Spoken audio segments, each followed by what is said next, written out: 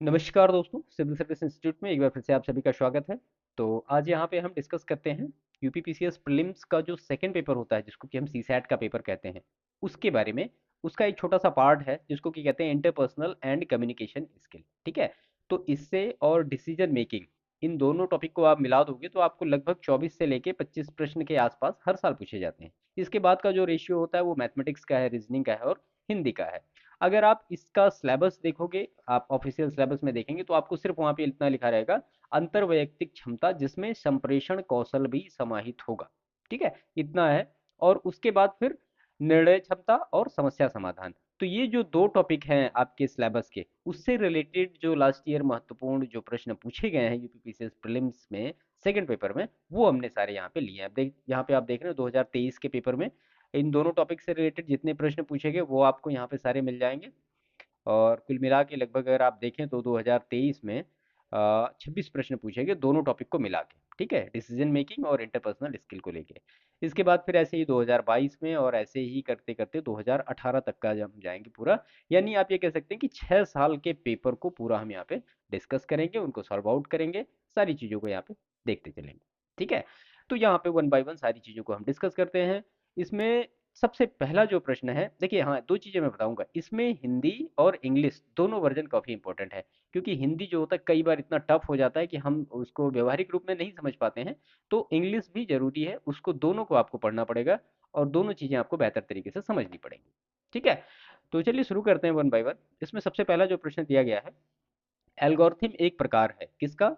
तो option A है व्यवहारिक नियम का, ऑप्शन बी है यांत्रिक समाधान का, ऑप्शन सी है साधन साध्य विश्लेषण का, और ऑप्शन डी है स्वतः शोध का। ठीक है। इसी के करस्पॉन्डिंग अगर इसका इंग्लिश वर्जन देखेंगे तो आपको मिलेगा, algorithm is a type of rule of thumb mechanical solution mean and analysis and heuristic. ठीक है। तो आपको यहाँ पे बताना है इसका आंसर क्या होगा। देखिए, एल्गोरिथम क्या होता है? एल्गोरिथम होता है एक स्टेप बाय स्टेप सोल्यूशन किसी भी प्रॉब्लम को।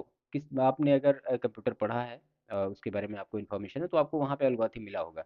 इसका मतलब यही होता है कि ये एक ऐसा मैकेनिकल सोल्यूशन होता है जो किसी भी प्रॉब्लम का step by step solution provide करता है। ठीक है।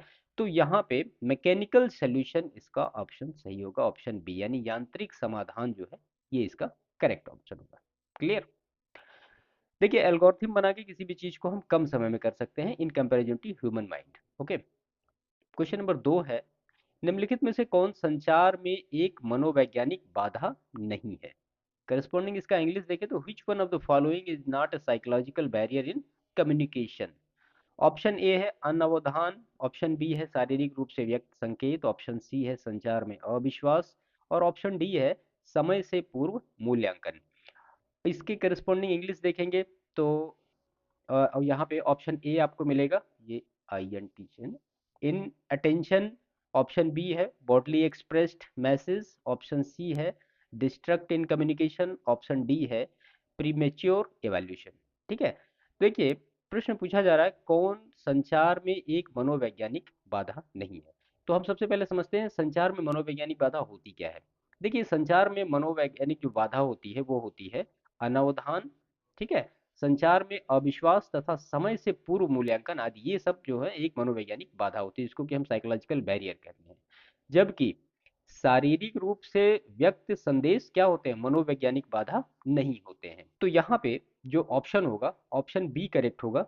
मनोवैज्ञानिक बाधा नहीं है पूछा जा रहा है, तो शारीरिक रूप से जो व्यक्त संकेत होंगे, ये यानी बॉडीली एक्सप्रेस्ड मैसेज होंगे, ये मतलब कोई भी साइकोलॉजिकल बैरियर नहीं होगा। क्योंकि अगर मान लिया दो पर्सन बैठा है यहाँ पे और वो आपस में बातचीत कर रहा है, या फोन से बातचीत कर रहा है, या मतलब पत्राचार के माध्यम से कोई बातचीत कर रहा है, तो वो सारी चीजें क्या है, एक कोई भी एक साइकोलॉजिकल बैरियर नहीं होगा। ऑप्शन बी यहाँ पे करेक्ट होगा, शारीरिक रूप से व्यक्त संदेश जो है वो मनोवैज्ञानिक बाधा नहीं होंगे। क्वेश्चन नंबर 3 है, ये कथन और कारण का कोई प्रश्न है। तो give below are two statements, one is labelled as assertion and other, ये सारी चीजें हैं। तो इसमें अभिकथन लिखा हुआ है, संचार की स्पष्टता प्रभावपूर्ण संचार प्रक्रिया के लिए आवश्यक है। Clarity of communication is essential for effective. Okay. इसका रीजन दिया गया है क्योंकि एडिकेसी यानी पर्याप्तता एवं टाइमिंग समय निर्धारण प्रभावपूर्ण संचार प्रक्रिया के लिए आवश्यक नहीं है। यानी communication process because adequacy and timing is not essential for communication process. तो ये आपको बताना है कि ये कथन और कारण है, इसमें से कौन सही है कौन गलत है, क्या है क्या नहीं है। ठीक है, देखिए, संचार की स्पष्टता प्रभावपूर्ण संचार प्रक्रिया के लिए आवश्यक है। ठीक है, तो यहाँ पे ये जो है पहला कथन करेक्ट होगा। दूसरी चीज जो है यहाँ पे लिखा गया है, क्योंकि एडिकेसी और टाइमिंग प्रभावपूर्ण संचार प्रक्रिया के लिए आवश्यक नहीं है, तो ऐसा नहीं है। एडिकेसी और टाइमिंग जो है संचार प्रक्रिया के लिए आवश्यक तत्व हैं। तो यहाँ पे आर गलत हो जाएगा और ए सही हो जाएगा। ठीक है, तो इस हिसाब से इसका ऑप्शन सही होगा क्या, ए सत्य है किंतु आर गलत है। A is true and R is false. Clear. Question number 4 है, आंतरिक तनाव जब ऐसी स्थिति के कारण उत्पन्न हो जो कि अपने आंतरिक मूल्यों के विरुद्ध सूचना प्राप्त होने से होता है, उसे किस रूप में जाना जाता है। Internal conflicts that occur when people receive information incompatible with their value system is known as, क्या होता है, कॉग्निटिव डिसोनेंस, पॉलिटिकल डिसोनेंस, उसके बाद इन्वायरमेंटल डिसोनेंस और उसके बाद फिर सोशल डिसोनेंस, यानी संज्ञानात्मक विसंगति, राजनीतिक विसंगति, पर्यावरणीय विसंगति और सामाजिक विसंगति। ठीक है, तो इसमें से आपसे पूछा जा रहा है कि जब आंतरिक तनाव ऐसी स्थिति के कारण उत्पन्न हो जो अपने आंतरिक मूल्यों के विरुद्ध सूचना प्राप्त होने से होता है, तो उसे किस रूप में जाना जाता है। तो उसे जाना जाता है कॉग्निटिव डिसोनेंस, यानी संज्ञानात्मक विसंगति के नाम से उसको जाना जाता है। देखिए, आंतरिक तनाव जब ऐसी स्थिति के कारण उत्पन्न होता है जो कि अपने आंतरिक मूल्यों के विरुद्ध सूचना प्राप्त होने से होता है, तो उसे क्या कहा जाता है, ऐसी विसंगति को संज्ञानात्मक विसंगति के नाम से जाना जाता है। अगर आप दूसरे शब्दों में इसको समझें तो संज्ञानात्मक विसंगति का जो अर्थ होता है कि बेचैनी की वह भावना जो किसी के विश्वास, दृष्टिकोण, मूल्यों और उसके कार्यों के बीच आपसी तनाव के कारण पैदा होती है, उसको हम कहते हैं कॉग्निटिव डिसोनेंस। क्लियर, तो ऑप्शन ए यहाँ पे करेक्ट होगा। क्वेश्चन नंबर 5 है, अंधा और अंधा नहीं एक उदाहरण है, यानी blind and not blind is an example of किसका, क्वालिटेटिव डेटा, क्वांटिटेटिव डेटा, दोनों का, नन ऑफ अबव का, यानी गुणात्मक समंक या संख्यात्मक समंक, और या फिर दोनों या फिर इनमें से कोई नहीं। ठीक है, तो ये जो है एक गुणात्मक समंक का उदाहरण है, यानी क्वालिटेटिव डेटा का ये उदाहरण है, तो ऑप्शन ए यहाँ पे करेक्ट होगा। क्वेश्चन नंबर 6 है, निम्नलिखित में से कौन सी एक प्रणाली अनौपचारिक संचार नेटवर्क का प्रकार नहीं है। तो which one of the following is not a type of informal communication network, cluster, probability, gossip and circular। तो आपसे इसमें पूछा जा रहा है कि कौन सी ऐसी है जो इनफॉर्मल कम्युनिकेशन नेटवर्क का पार्ट नहीं है, इसमें से यही पूछा जा रहा है। ठीक है, तो यहाँ पे होगा सर्कुलर, यानी परिपत्र। ठीक है, देखिए, अनौपचारिक संचार अधीनस्थों और वरिष्ठों के बीच मुक्त प्रवाह वाला संचार होता है। यह प्रकृति में क्या होता है, अनौपचारिक होता है, यानी इनफॉर्मल होता है, और सामान्य व्यावसायिक पदानुक्रम से बाहर कार्यस्थल में विकसित होने वाले अनौपचारिक सामाजिक संबंधों पर आधारित होता है। क्लियर, तो यहाँ पे ऑप्शन डी करेक्ट होगा। क्वेश्चन नंबर 7 है, संचार प्रक्रिया के निम्नलिखित तत्वों को सही क्रम में व्यवस्थित कीजिए। स्रोत, माध्यम, प्राप्तकर्ता, संदेश, प्रतिपुष्टि, शोर, इनको आपको एक ऑर्डर में अरेंज करना है। Arrange the following elements communication process in correct sequence, source, channel, receiver, message, feedback and noise.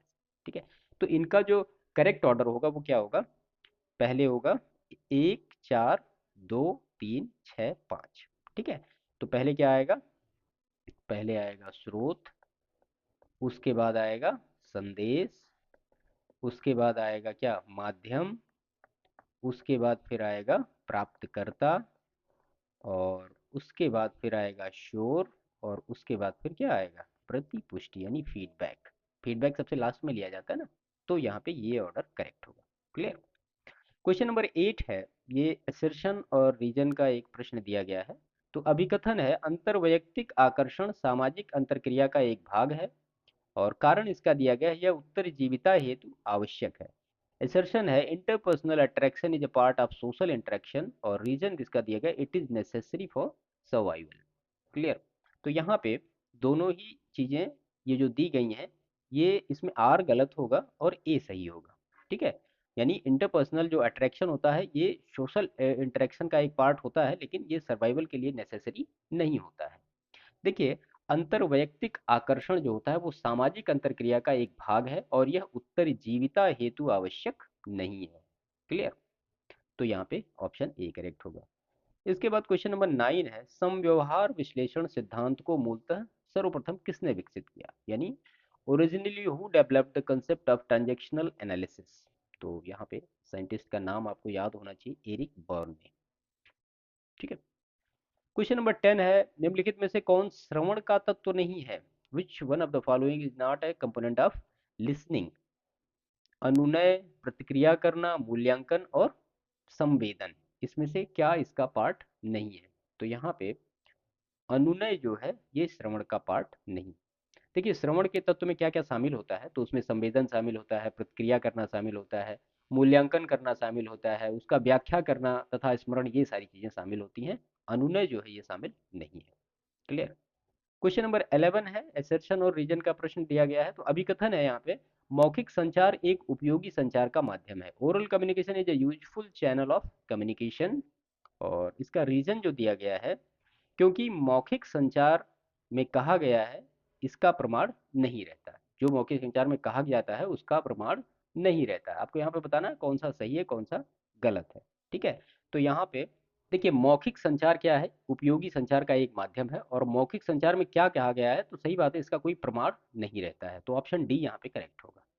यानी ए आर दोनों सत्य हैं, किंतु ए आर की सही से व्याख्या नहीं करता। व्याख्या क्यों नहीं करता है, तो मौखिक संचार में संदेश देने वाला तथा संदेश प्राप्त करने वाला क्या होता है, दोनों आमने सामने होते हैं, अर्थात शब्दों व वाक्यों के सहारे जब संचार किया जाता है तो उसे मौखिक संचार कहा जाता है। क्लियर। क्वेश्चन नंबर 12 है, निम्नांकित में से कौन सा समस्यात्मक कार्य पशु प्रयोज्यों के लिए उपयोग नहीं किया जाता, which problem task is not use in animal subject among following. तो पहला है डबल अल्टरेशन प्रॉब्लम, उसके बाद दूसरा है डिट्यूर प्रॉब्लम, तीसरा है एनाग्राम, चौथा है पजल बॉक्स। यानी ये यहाँ पे हिंदी है, दोहरी क्रमांतरण समस्याएं, अप्रत्यक्ष पथ समस्याएं, एनाग्राम्स और पहेली मंजूषा। देखिए हिंदी मतलब टफ है, इसी वजह से मैंने कहा कि आप दोनों चीज़ें पढ़ेंगे तो चीज़ें मान लिया पेपर में भी आता है तो वो थोड़ा आसानी रहेगी आपको करने में। तो यहाँ पे एनाग्राम्स इसका करेक्ट आंसर होगा।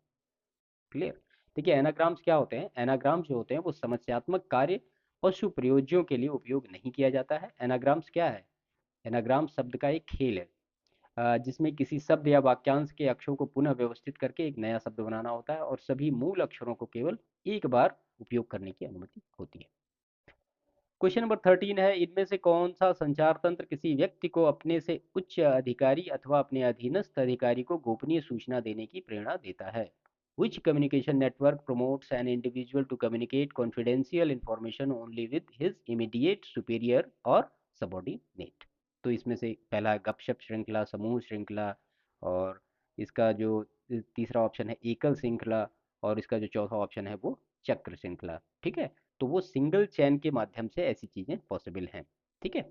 वो इससे गॉसिप से नहीं हो सकती हैं, मतलब समूह में भी नहीं हो सकती, क्योंकि यहाँ पे लिखा गया है ना कि कॉन्फिडेंशियल इन्फॉर्मेशन दे रहा है, तो वो सिंगल चेन के माध्यम से ही कॉन्फिडेंशियल इन्फॉर्मेशन को फ्लो करेंगे।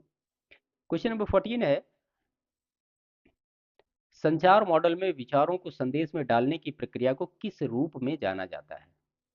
In the communication model, the process of putting the idea into message is known as decoding, encoding, persuasion और उसके बाद interference। आपको यहाँ पर बताना है कि इसमें से कौन सा सही है। ठीक है।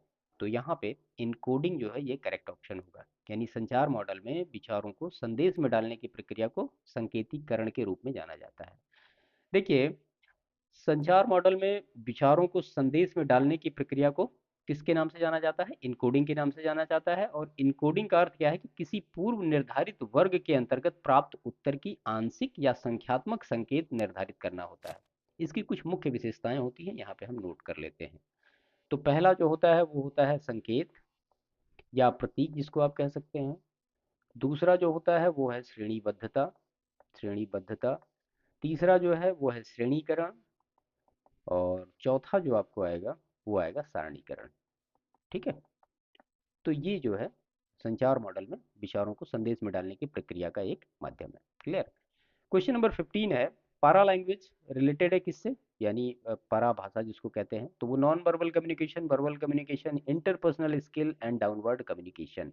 तो जो पारा लैंग्वेज होती है वो किससे रिलेटेड होती है, पारा लैंग्वेज रिलेटेड होती है नॉन वर्बल कम्युनिकेशन से।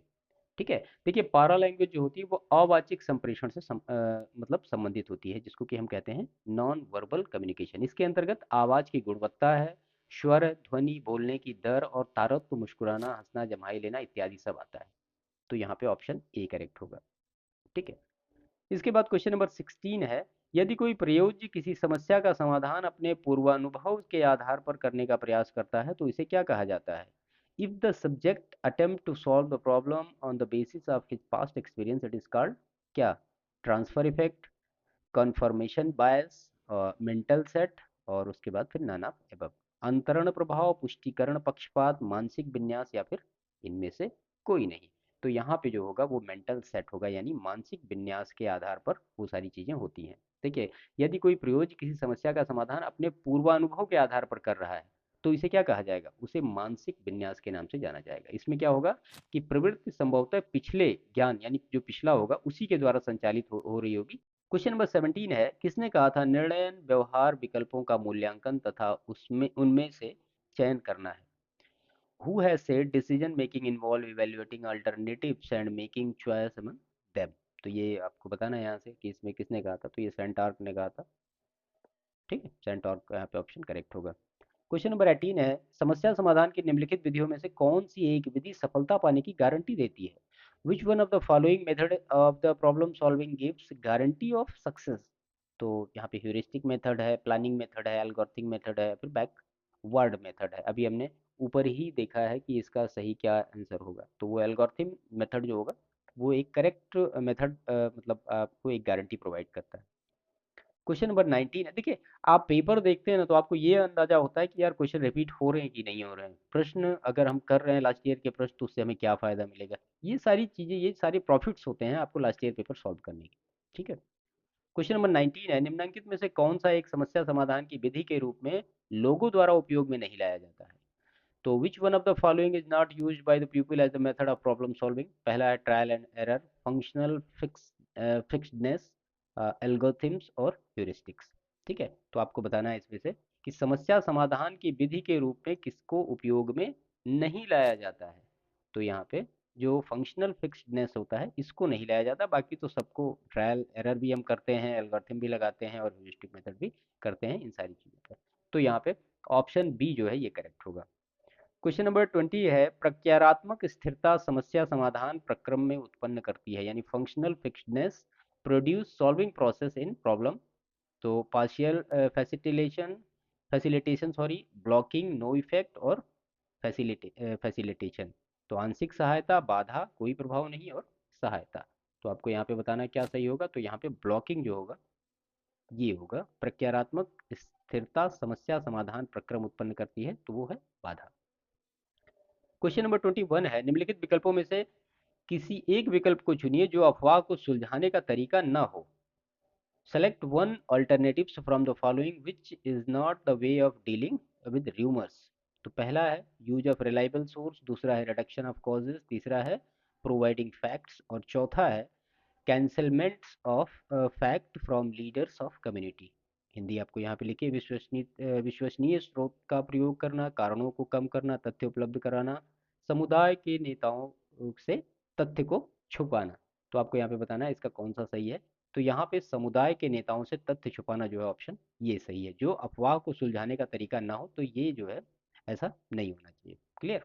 इसके बाद क्वेश्चन नंबर 22 है, इसमें एक संभाव्य समाधान के लिए सफलता मिलने तक प्रयास करना कहा जाता है। For one possible solution after another is try until a successful one is found is called. क्या कहा जाता है? सूझबूझ, अनुमान, प्रयास एवं त्रुटि, इनमें से कोई नहीं।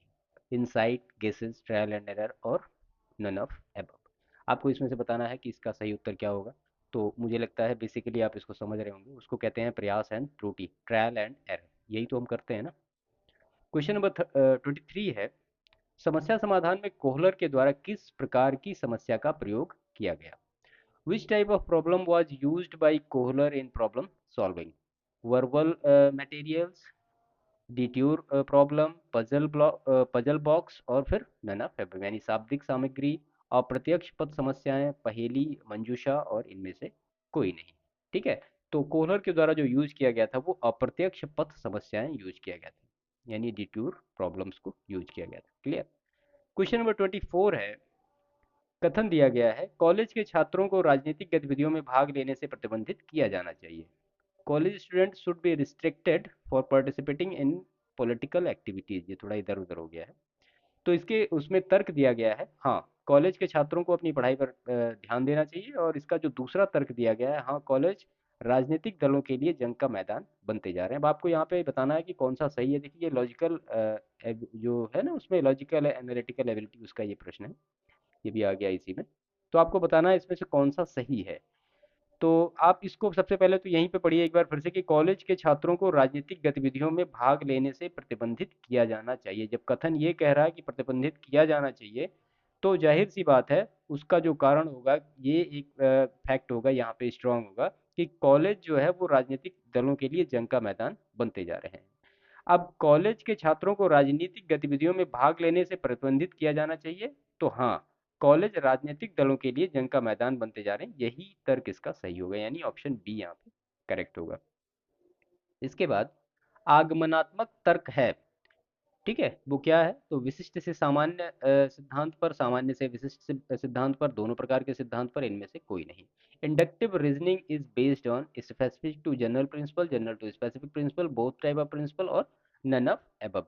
तो यहाँ पे इसका सही आंसर होगा स्पेसिफिक टू जनरल प्रिंसिपल, यानी विशिष्ट से सामान्य सिद्धांत पर जो होता है वो इंडक्टिव रीजनिंग वहाँ पे होता है। इसकी डिफिनीशन अगर देखें तो आगमनात्मक तर्क विशिष्ट से सामान्य सिद्धांत पर आधारित होता है।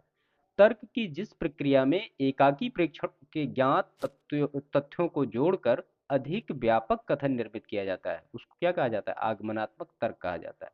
ठीक है। क्वेश्चन नंबर 26 है, निम्नलिखित शब्दों को सर्वाधिक अर्थपूर्ण रूप में व्यवस्थित करना। Arrange the following words in the meaningful manners. इसमें रेल है, कार है, साइकिल है और बसेज हैं। इनको आपको एक ऑर्डर में अरेंज करना है। तो वो जो ऑर्डर होगा वो क्या होगा, वो होगा साइकिल, और उसके बाद फिर क्या आएगा, उसके बाद फिर आएगा कार, उसके बाद आएगा फिर बस, और उसके बाद फिर आएगा रेल। ठीक है। तो यहाँ पे 3 4 2 1 ऑप्शन, सॉरी 3 2, पहले साइकिल आएगा फिर कार आएगा, तो 3 2 कहाँ गया, ये डी ऑप्शन यहाँ पे करेक्ट हो जाएगा। ठीक है। तो ये 2023 में, अब इसमें हमने सारे ही ले लिए लगभग। एक तो जो इंटरपर्सनल स्किल्स के प्रश्न थे वो सारे आ गए, डिसीजन मेकिंग के प्रश्न आ गए, और लॉजिकल जो एनालिटिकल एबिलिटी है उसके भी कुछ प्रश्न इसमें आ गए। ठीक है। तो यहाँ पे 2023 में इन सारे टॉपिक से रिलेटेड कितने प्रश्न पूछे गए वो आपने अभी यहाँ पे देखा, 25 प्रश्न पूछे गए, सॉरी 26 प्रश्न यहाँ पे पूछे गए। ठीक है। तो इनको एक बार दो बार आप अच्छी तरीके से रिवाइज